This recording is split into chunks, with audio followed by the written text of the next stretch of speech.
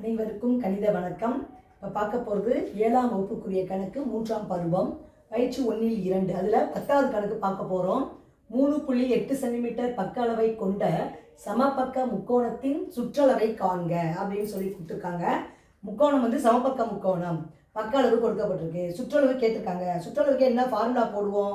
3 பக்கத்தையும் கூட்டணும். அதாவது a+b+c அலகுகள், a+b+c அலகுகள்.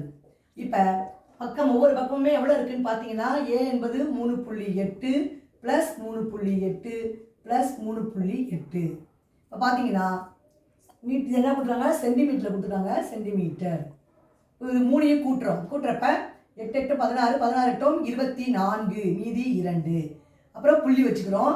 3 6 9 9 2 கூட்டினால் 11.